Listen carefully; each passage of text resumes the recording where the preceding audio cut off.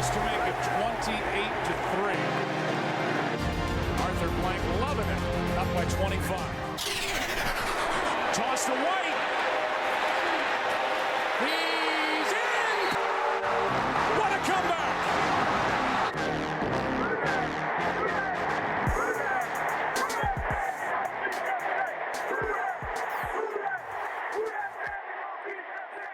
All right, welcome to another episode of the 28-3 podcast. We are back in studio, back home. We're back. We're not at Seaside. I can actually speak. Yeah, you're doing well with the speaking tonight. Man, it was rough the other day. You were, dare I say, subhuman on that. It was the Friday that we were there. Most of us got there Thursday. Well, the hurricane kind of caused us to delay getting there. Anyway, Friday morning, you got there early and went right to business in a good way, researching Saints prognosis and predictions on the Falcons game. But we had a special appearance by a special guest. Those of you who saw our YouTube may have seen the guy through the window. Those of you who we have no idea who he was to this day. To our Patreon, if you subscribe to Patreon, you were able to see a clip of him at the desk with us. He basically broke in to the house we were staying at. We don't know who he is, but we know he goes by Carl J. Yeah. But and he had 28-3 on his chest. It was so weird. I don't even know. It was like we never saw the guy before. We're recording with windows behind us, and the last thing we thought was that anybody would show up in the window, kind of like a Studio 1A Today Show type situation. Yep. And nonetheless, it was like in Sharpie too. It was bare-chested. It was weird. I would never expect anything like that in Seaside. And it wasn't like he was like no hair on the chest or like a full. It was an awkward amount of like chest hair. You know, there was some, but not a lot. And through it all, he had the Sharpie of your face. So God bless you there. That must have made you feel real great. And then 28-3. But anyway, it was a fun time. We're back in studio now. At risk of you going too deep into the whole chest hair analysis, I could go as too late. I think we're good. Yeah, I was going to say something to make it worse there, but I will stop myself. We're back in studio. The lovely Mercedes-Benz Superdome seats of Darth Saint, 28-3 studios. But unfortunately, we have to recap fucking loss to the Falcons, which, given our namesake, we don't take lightly, and pretty much ruins any number of days until the next game. Obviously, the next game is in Arrowhead Monday night versus the Chiefs. We'll get into that one maybe in this episode, but definitely in the next one. But either way, we're going to put to bed the Falcons game. We're going to recap it. We're going to talk about what we saw. Max, why don't we kick it to you? What were your biggest kind of like, gripes, or do you have any positives from what we saw in Atlanta? I mean, I guess if you're going to take a positive, it's probably that the defense performed for basically the entire game until that last drive when we gave up the big penalty. Really weird, yeah, because it just was a strange game all around. It obviously got off to a really bad start with Shaheed breaking the cardinal rule of punt returning and fielding a ball inside the 10-yard line, and he actually ran back to the 2 or 3 yard line to try to catch it, which is mind-blowing for someone who is an all-pro returner. I want to bring something up on that real quick, because last year when I gave Shaheed a ton of hell, Corey said it was because of coaching. He lined up offsides on offense. Oh God! So is this coaching? That was Brazil, I think you were talking about. No, that on one the too. Field no. goal, yeah. No. Well, I'm talking about when Shaheed lined up offsides and we lost a big play. Do you remember this play? Same thing that happened. Vaguely, I know it was somebody in special teams. So, are we going to say Shaheed tends to lose focus, or are we still blaming this on the coach? So this jumps into a huge topic and has been pretty polarizing. One area of things that I've seen polarizing back and the forth. Saints fans? Never, right? Never. I mean, the most mundane of comments could cause a wildfire on Twitter. It's like, hey, I'm feeling like committing Twitter arson today. Well, it's not even just Twitter. It's also Reddit and anywhere else. You could literally just type, I think Derek Carr has played well this year overall.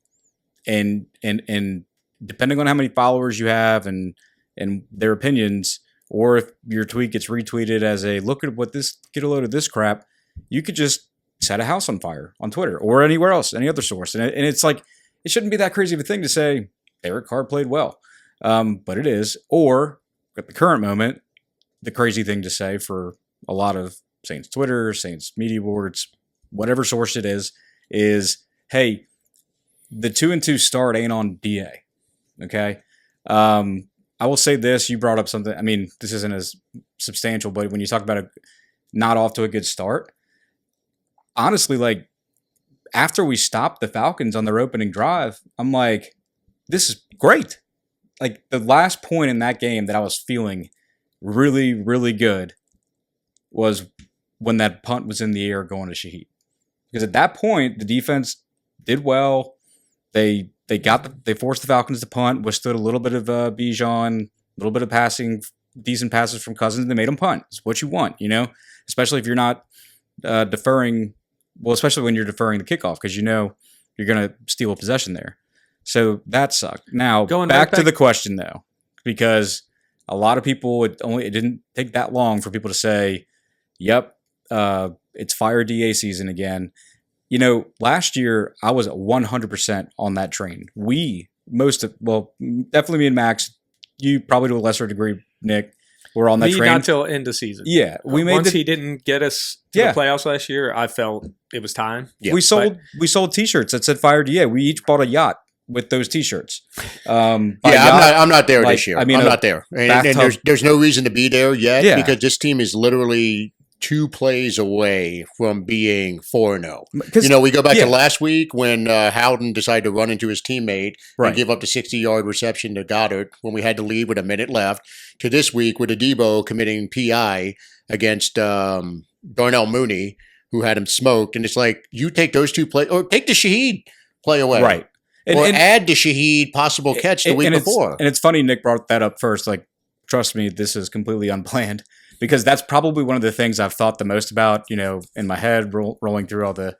And I made it a point to not even really look at that much, Twitter garbage up until really, like, this morning. Because, it kind of was what it was. Like, you win the game easily, based on the way we played anyway, if Shaheed doesn't do that dumb shit. And if... you don't get it if the tip pass from Carr doesn't fall right into the other guy's hand. I mean, Judon's an all-pro defensive end. Yeah, but that's a fluke play. It's a fluke. But that's Carr what I'm saying. changed his arm angle, tried to go around, did everything. He did everything he could, but besides try to run away from Judon, which probably would not have ended well. Okay, and so that's what I mean. Like Judon's a good player, so he was there in the right spot. He moves his arm at the perfect. How many times do you see that? We don't need to go into it that much. It's a fluke play. But my point is, I will be when it's time to bring back the shirts, as we'll say, we will bring back the shirts. And we're not there. I will lead the charge on that. Last year was a whole different cavalcade of circumstances because you had, why isn't DA doing anything about P. Carmichael? He's clearly the reason the offense is failing. Why is Mike Thomas disgruntled? Why is Chris Olave acting like, he doesn't want to be there, or he's just moping around the whole time? He's not trying on his. There were so many different things about the team itself that point to a lack of leadership last year. Now, given how they came out the gates this year, we are debating whether or not it was a lack of leadership or just something else going on. We have a debate coming on that probably in another episode dedicated to it about a certain player who did play the last 6-7 weeks of the season. But yeah, I don't put this on the coach. I think if it is on it's coaching to an extent. If you want to say that Darren Rizzi should have Shaheed scared, shitless every time he's back there, that if he fucks up. That's what I was trying to allude to. But it's there's no way Shaheed does not know that you do not feel that punt. Right. I'm not even blaming him for the fumble. That kind of crap happens from time to time. The fact that you tried to catch a punt over your shoulder on the 3-yard line. Yeah, but once you got to know where you are on the field at that level. Like if I see a high schooler do that, I'm like, poor kid. High schooler, happens. College, I'm like, is he a senior or is he a freshman? When you're in the pros, I don't care how many years of experience you got. If the coaches have decided you're the guy returning punts, let's not forget he's all-pro at that position. You're an all-pro. He's been an all-pro. And that's not a coaching issue. No. You heard DA in the press conference talking about, he's like, he normally makes good decisions back there. This is out of the norm. Not sure what he was doing. And that's the reality. Shaheed, for whatever reason, call it a brain fart, call it a momentary lapse in judgment, decided to try to field it over his head Awful decision. Yeah. And look, I have been very critical of Shaheed over the last 2 weeks. You know, as great as he was the first 2 weeks when he caught the 2 long passes, he has been terrible the last 2 weeks. Yeah. You know, Nick touched on it from the Eagles game at how bad his routes were. You know, that was a little basically- better this game, or looked better. Yeah. Right. We had 8 So, receptions. like, is his head, my thing with him, like referring to last year, does he just lose focus, get bored, whatever it is? I don't know what it is. I but think what it is he's at a point as a returner. He knows he's an all-pro. He knows he's good. And he's also got, if you watch him, he's pretty aggressive in his approach back there. You know, like you'll that was see. going to land in the end zone, though. If he doesn't That's what I touch mean. Like, it. Land he's- without a bounce. he believes in his ability enough, which generally you want someone to believe in their ability, yada yada, all that good shit. But like he thinks he can make anything happen from anywhere on the field. So I think his first move is to field it no matter where it is, thinking he's got room. But then again, I'm actually going to correct myself here, because the problem with that, if you want to say anyone who's saying he's aggressive or he thought he had room to run, the dude called a fair catch. Like he waved for a fair catch. He did. So like Right. at that point, even if you do catch, I mean, it, it's a you simple can't way of run. saying it. It's you know? inexcusable from start to finish, the entire play. You do not fair catch it inside the 10. You let it bounce, especially when it's going to the 3. Let Yeah. it roll out of the end zone, take it on the 20. End of story. That's what he should have done. Yeah. He fucked up. It was a catastrophic fuck up. Yeah. So, And here I was in week 1, you know, juxtaposing it to last year's week 1, where the opening kick return He by fumbled. Shaheed was not a fumble this year. Well, we only had to wait 4 weeks for something like that to happen. But again, that's 2 games but in a row. He directly influenced but- the yeah. outcome of the game, where if he makes one of them a simple play, one of them would have been a really good play, but that's the plays he Yeah. makes. And And that changes the game. So 2 games in a row, he has you look at him negative, but we all love the guy. He's Yeah, been yeah. incredible. I just don't understand why we saw this a little bit last year. We're seeing it again this year. We're talking about, can he step up to that true starting receiver in the NFL, not be the deep guy and Right. the sweeps guy. One thing I want to say on what Corey's talking about, I don't think coaching's blameless. I don't know it's not. It's not. that it's DA Yeah, or if we're going to blame Clint. That would depend, and we won't know this, whether DA gives him full autonomy in these 4th downs. That going for it on 4th and 7 to me made 0 sense at that Yeah. point in the game. We had one last week that we actually argued about, so I guess you can go 50-50 on that one, them going on 4th and 1.5 or 2 or whatever it was. It was 4th and 1. I'm fine with that. 4th and 7 when you have no red zone threat, no. The reason I wasn't, again, just from last week, we were up 3-0. They weren't moving the ball. Points were clearly at a premium. We weren't moving the ball. So that's why I had a problem with it. If it was like the Seattle and Detroit game last night, I'm going for it all day long on 4th and 1. Right. In the context of that game, at that point in the game, coming up in the 4th quarter, I would have taken the points, but everybody's got a different philosophy on that, especially because we were struggling running the ball to that point. So you've got to talk about that. You can't hold them blameless for that 4th and 7 call, but Right. there is no doubt the coaches on a depleted offense, Clint included, this was not an explosive offensive game. We were missing 3 starters by halftime, Right. Without Taysom, without the 2 ones in line. They immediately benched the guy who didn't succeed last week like we wanted. We all said, the only change we want to see is Udo out in a different situation. They pieced it together. Carr wasn't sitting back there all day, but Carr was able to play at a pretty high level. It was working. Right. So they put them in position to win this game. The players lost this game. There's no doubt in a couple plays, and it's Adebo and it was Shaheed plays, in my opinion. I don't put the Carr play in there, like you said. I think that was a fluke. That ball launched 15 feet in the air right into the middle of the field. Carr played a good game. He delivered at the end when he needed to. He made plays when he needed to. It wasn't a flashy, great game, but he was certainly not the issue. I saw the player grades came out from PFF. I think Carr was the 3rd highest rated guy with second, behind with an 85 overall, I believe. So, and that's second- 2 games in a row. He scored and left the team with a minute or less. yeah. The defense needs to get that stop. I know you'd love to run the clock all the way down. I get it, but complimentary football, got to get that stop when he gets you the lead with a minute left. And that's where I come in when when the question's posed, is it coaching? The Shaheed, the Carr tip, like there's no way you can put that on any one coach. Now, the idea of protecting the lead in the 2-minute drill, That's if there is any place where you're going to point to DA, and especially because he's the defensive coach, it is to, now is 2 games enough to say there's a pattern, like a concerning pattern, especially when you've got, Jalen Hurts in one game and a decent passer. Now, it didn't have anything to do with Kirk Cousins this past week. He had 1 completion. It was all Adebo. But it's like, is the fact that Adebo feels the need to grab dudes when he's panicked, because that's kind of his tendency. If you watch, it's like when he feels like he's beat, he pulls. He grabs. Well, our DBs so it's are also coached to be aggressive. Right? So. Or is it more of a, hey, we know DA is a man up press type of coach, but does he need to look in the mirror and like how many more games is it going to take to have him go into some kind of zone or man zone hybrid in those situations, just given that my problem with that, and I saw Kurt Warner tweeted that as well.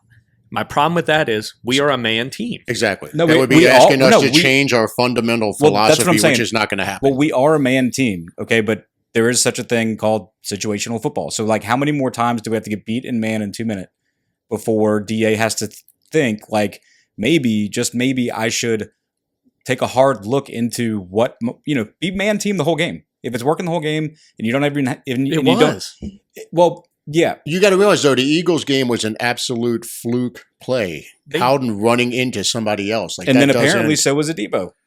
No, Adebo was not a fluke play. That was a mistake. But I mean, they're two things. No, those are apples and oranges. That's two. He was there for the coverage. He was there for. He was beat. He wasn't really beat. He was there. He was there, but he had a step. If he would have just not touched him, he was in prime position to make the play. Right, but he touched him early. Yeah, so that's a mistake. The other one is a fluke, kind of like Carr's interception for a touchdown. I did feel. Let's also talk about the fact that on that drive, Cousins was like, I believe 1 for 5 for 5 yards. Mm-hmm. So it was working. I think he made a mistake at the crucial point again, which is becoming a problem for us.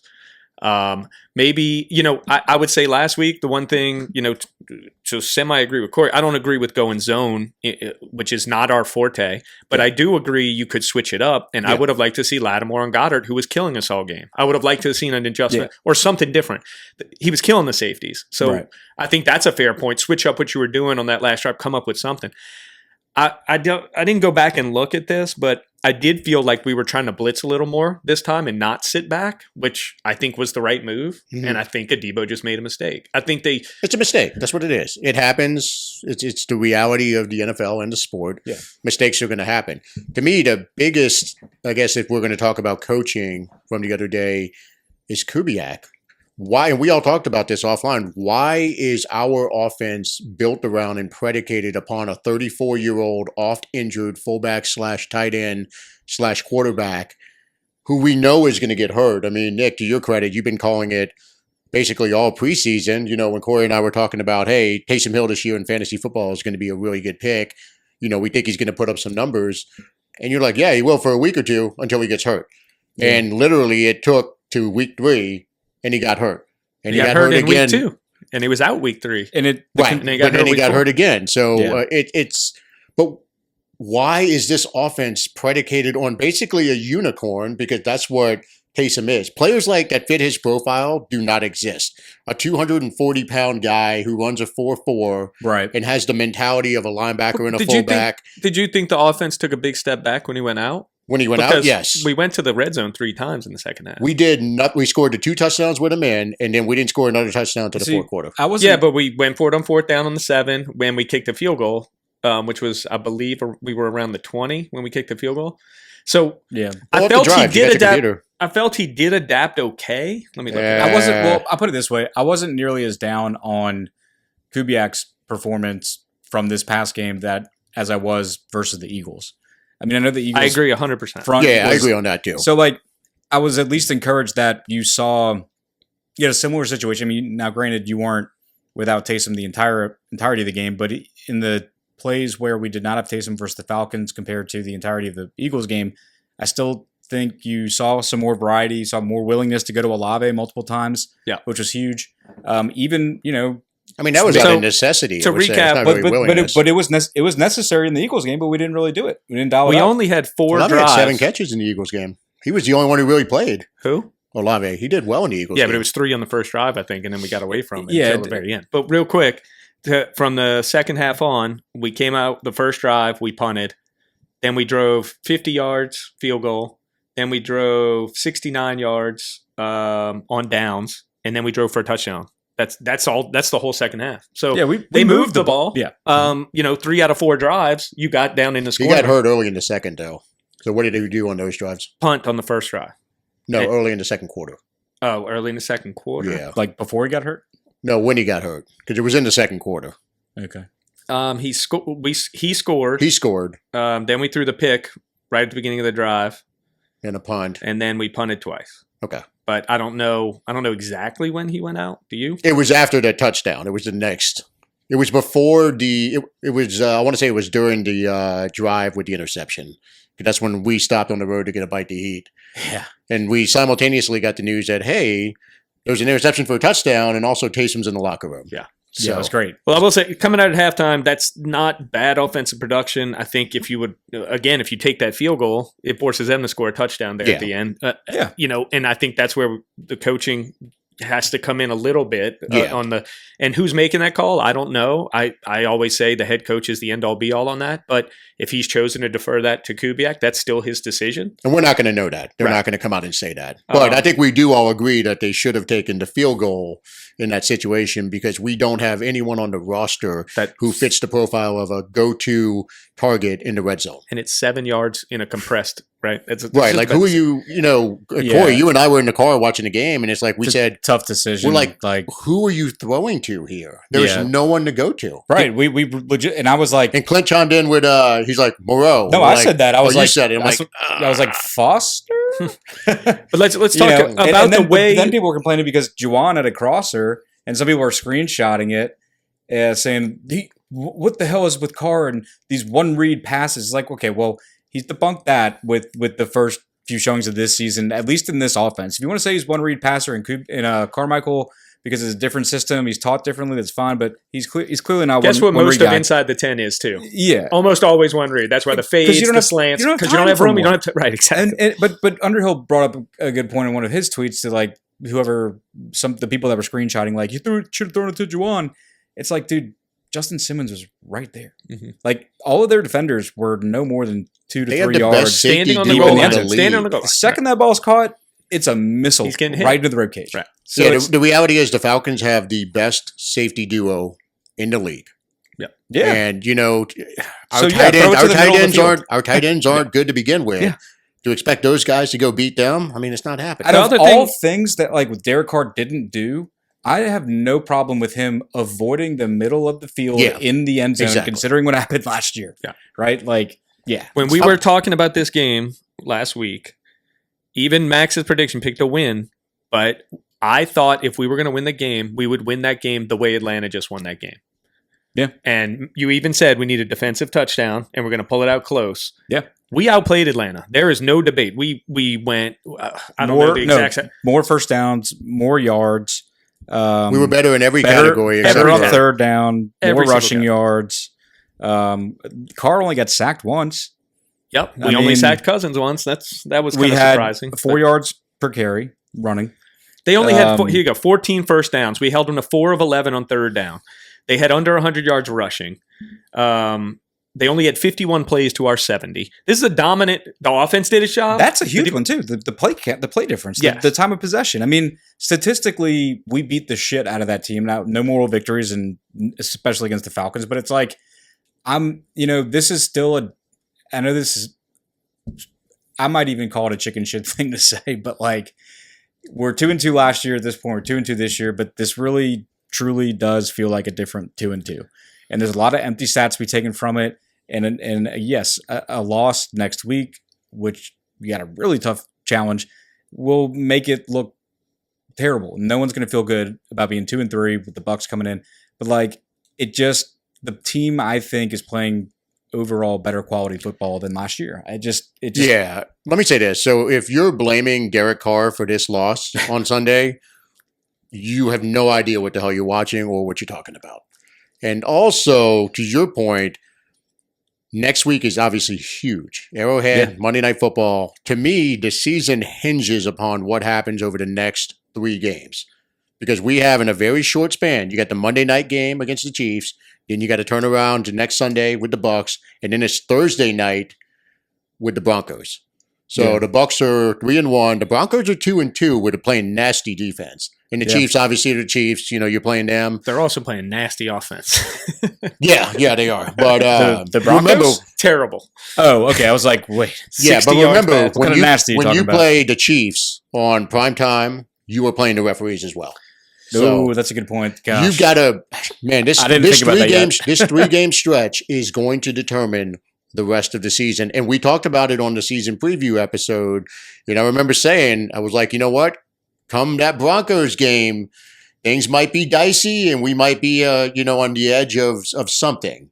Because I was a little more pessimistic about how the season was going to go. Yeah. The first 2 games, we started off 2-0. The last 2, that's a little more in line with, I guess, what I was expecting. Yeah. So this next 3 games is going to determine where the season goes. See, I'm more on the side of the fence that it's like, 3, of course, but I think that Bucks game is the biggest. I think Absolutely. I think we can withstand. You can withstand the Chiefs' loss, but you withstand the need to Chiefs' win the loss. next 2.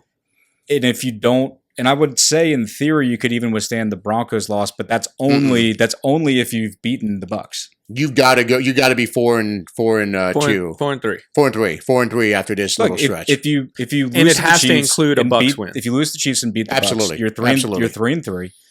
I think you can still withstand a loss. The Broncos go 3-4. Then you got Chargers, Panthers, Falcons, Browns, Rams. Man, you got to look I at think the. you're hoping like- the other guys to not go on a because run too. we're going for our division at this point, right? So it's Yeah, like, they are, but you also got to look at the emotional aspect of Sean Payton coming back home.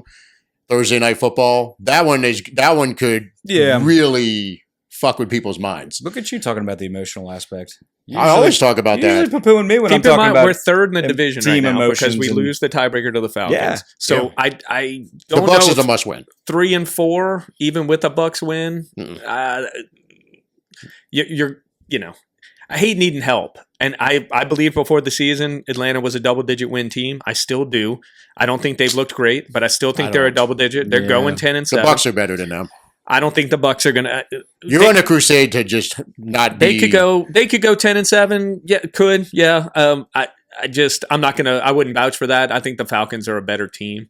But keep in mind, they were banged up on the offensive line too. I don't and think we they couldn't move them on the defensive line. I don't think they have a better quarterback this year, and I hate to say They it. don't. They don't so far. He needs to get into his normal form. If he does, that team's gonna take off. He is going to refuse to acknowledge the Bucks the entire season. They could be 13-4, and he's going to be like, but they beat these This shitty is 13 kind of a teams. Caden type hill you seem to be walking towards your death We'll on. see. We can tally it up at the end and take all the clips. I'm not and used to seeing hills of if they death go from the other 13-4, side. we'll give them all the credit in the But world. How about it that? seems to I be a hill. have been wrong about the Falcons so far. I thought they would be better than they have shown. Now, granted, they were they were competitive against the Chiefs, and Yeah, they beat the Eagles. Like, beat us. remember though, if Saquon makes that catch, and if we don't pull the shenanigans we just pulled, yeah, that team is looking very bad right now. Right. I guess it's just like your prototypical, or what you would have expected out of a Raheem Morris-led team with an aging quarterback, right? Like they're playing a stingy defense. It's not sexy. It doesn't look pretty. There's a lot of games that they were close enough to where they could have lost. But, we'll see. I think you're reading too much in both ways. I mean, are the Chiefs a true 4-0 team? If you watch the games, the fact they're 4-0 is shocking. Yeah. If you watch them.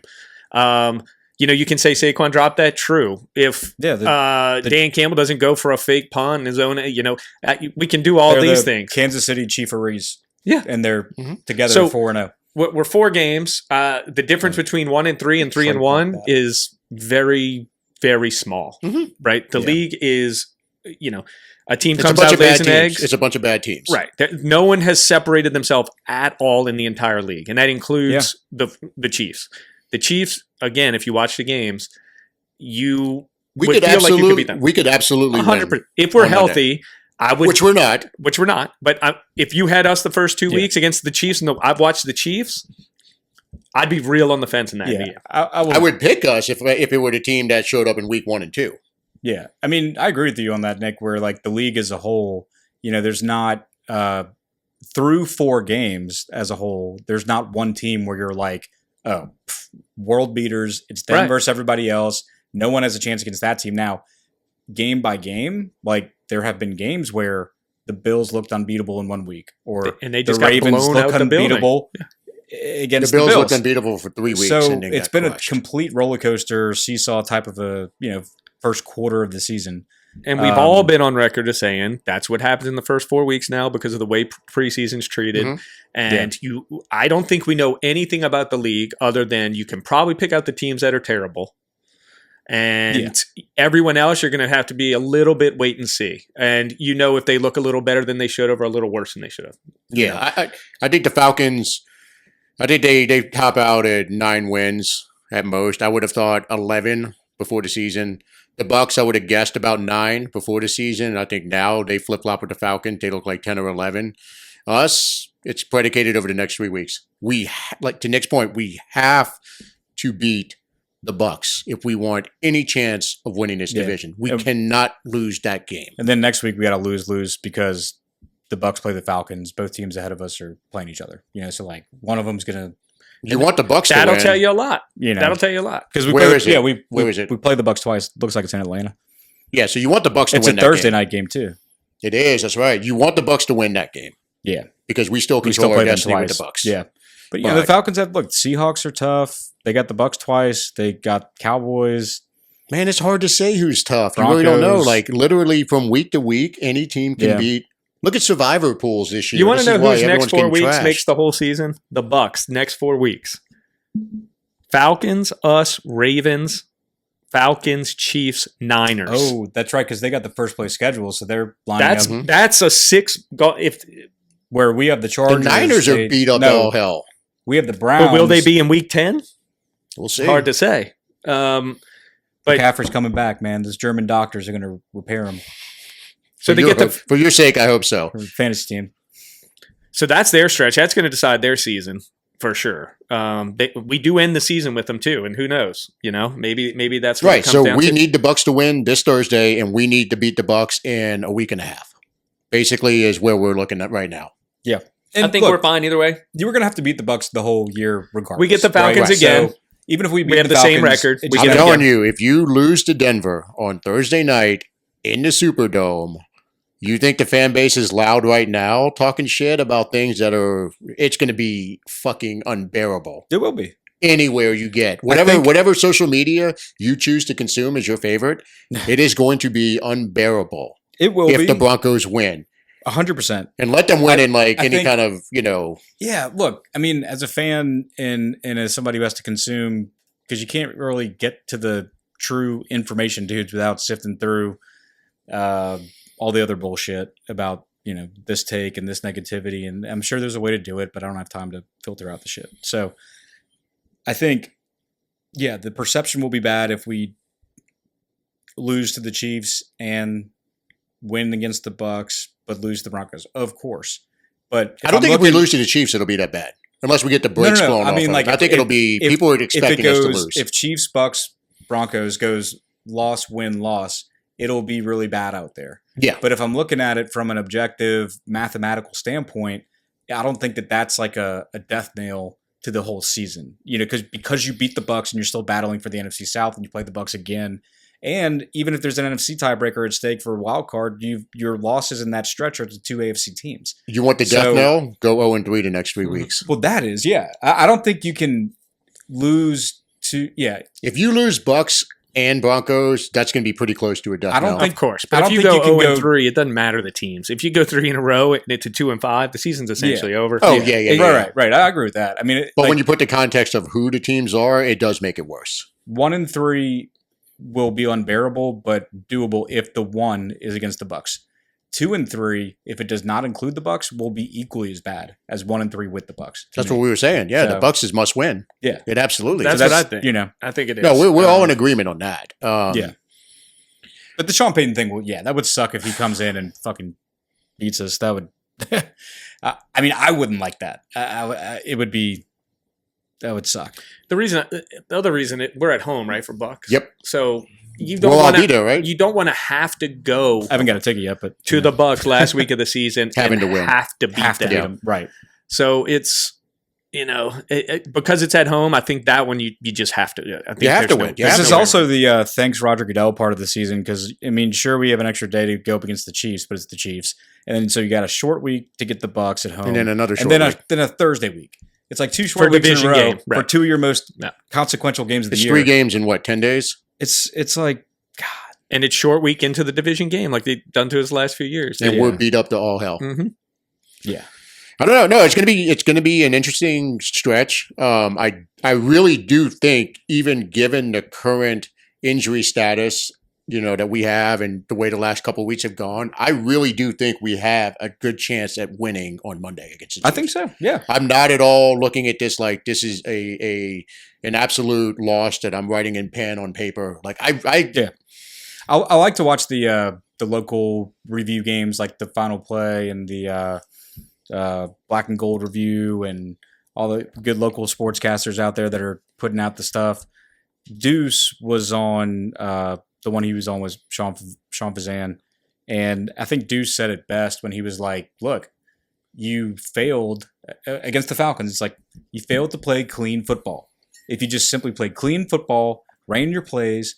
Executed them, not even to 100%. Like, no one has to be perfect out there, but just execute to a decent success rate, play clean football. This would have been an easy win for you. Yep. And so with the Chiefs, he's like, now the Chiefs, on the other hand, you still have to play clean football, but you have no other choice. Like you still could have won against the Falcons with, a C grade, but you failed with you gifted them. And yes, it was a gift. People were like, how was it a gift when? No, it's a gift. They gifted them 14 points. So, with the Chiefs, on the other hand, you got to play clean. If you don't play clean, you don't have a chance. I don't think. Yeah. Why don't we dive into the recap of the predictions? How we did. Unless you had one more thing. But to yeah, sorry to interrupt you. What you got? Oh, I don't know. I don't know what I was going to say. I agree. Well, I think what I was going to say is that the mistakes, not playing clean football, were not many, but they were so exactly. disastrous. They were huge. Yeah. So, like, you make 3, 4, 5 mistakes in a game. That's it on 120 plays. But the degree of stupidity to catching a ball at the 3, the lack of awareness that you can't PI in that situation. No matter what, you have to let him catch it at worst and try and make a play. You can't PI because the game's over. Right. You know that. Yeah. So the severity of it, and again, I'm going to say, and I know I'm the apologist for Carr all the time, that's just bad luck. That ball, to throw a ball laterally to go to the dead center middle of the field is simply bad luck. That ball's usually batted straight down, or it gets through when he sidearms like that. Right. That's bad luck. I mean, it's the only other thing he maybe Spike it in the you could say ground. took a sack or dirted it, like that came up. I mean, Just spike it in the ground if you're gonna. Yeah, it's still a 1 in 100 I deflection. can't say it was. right? It wasn't a good play by him. It was probably a poor decision, but right. The idea that it ended up in a defender's hands, It's fluke. that was fluky. And what part of the field for it to go from where it was going Right into the middle. Yeah. Yeah. So you look at that of we had 6 penalties, they had 9. We played way cleaner than them. Yeah. But these mistakes are seem so simple Mhm. not to make, and except the Carr one. I think, agreed. There was ways to avoid that play, but that's probably one you just say, sometimes there's a little luck against you. Yeah. But the other ones are such simple.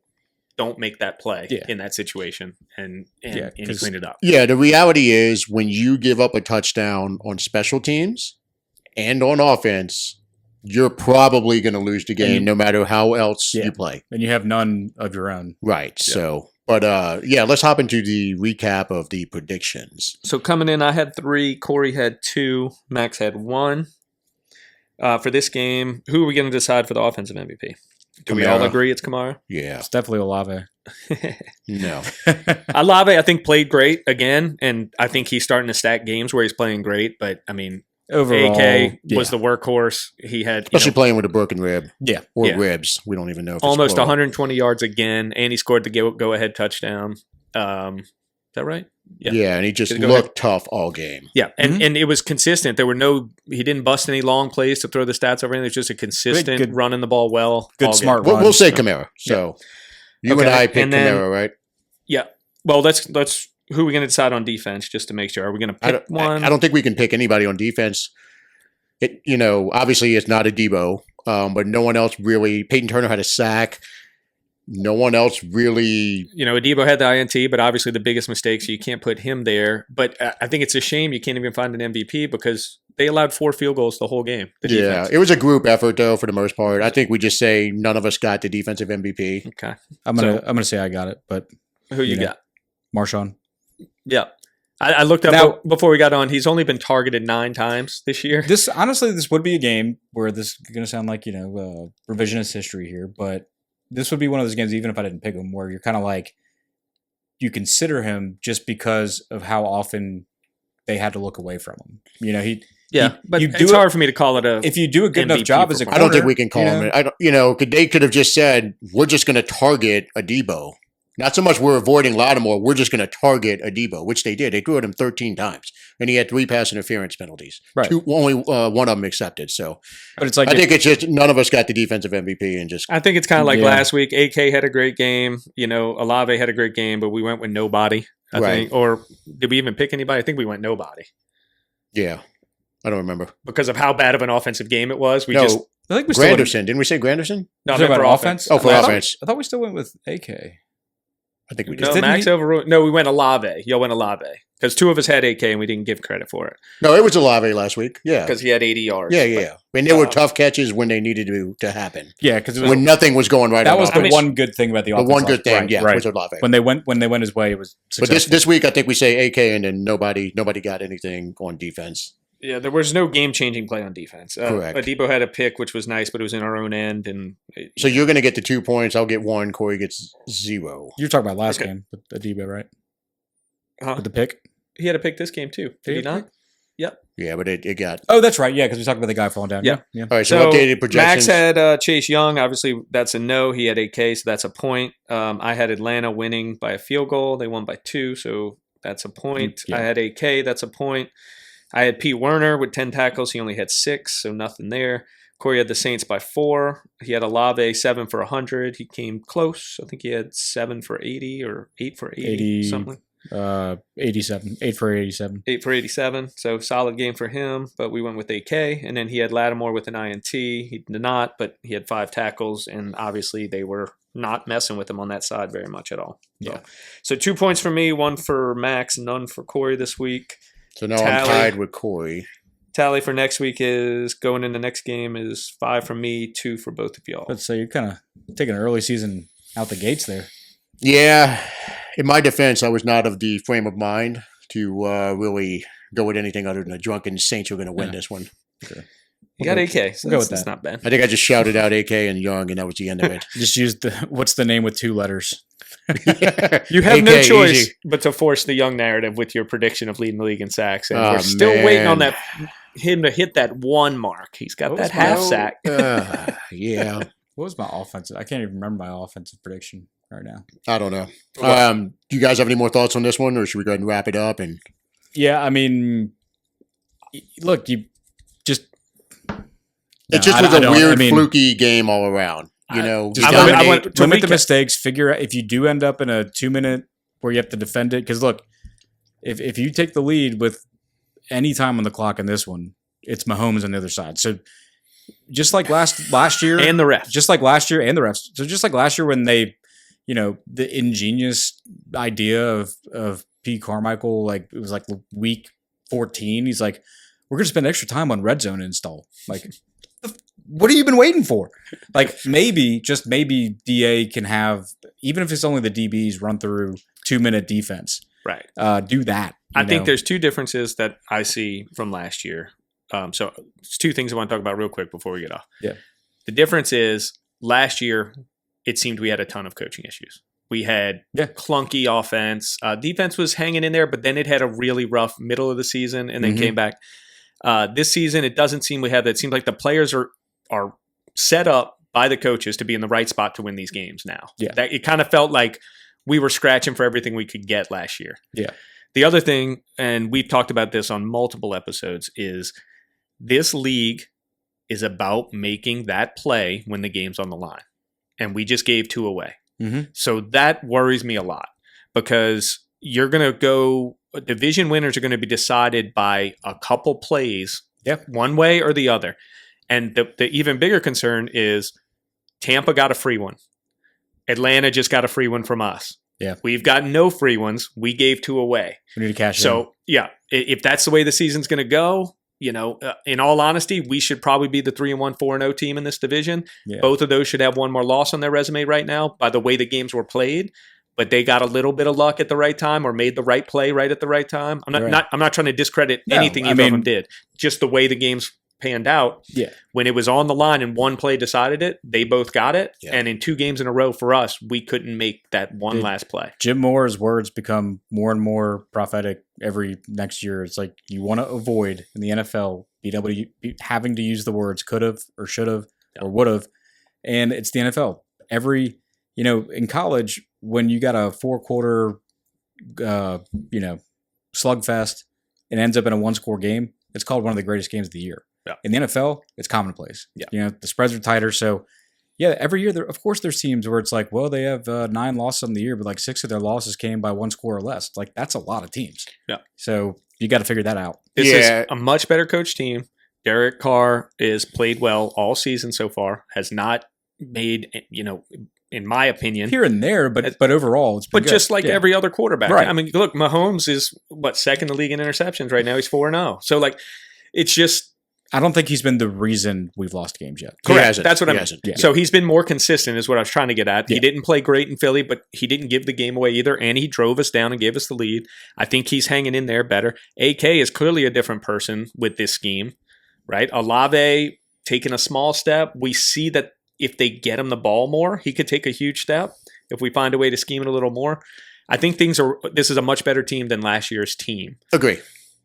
And look, the reality is, when teams have that special Super Bowl winning season, the last 2 weeks are the games that they win.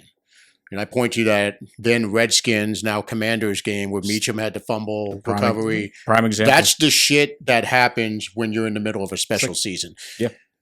As of right now, we're obviously on the wrong side of these. But there's time for it to turn around. Yeah. And DeCoy's way of saying it, we need to start cashing in some of these freebies. Yeah. Punch card. We need to get start punching them in. Our free coffees.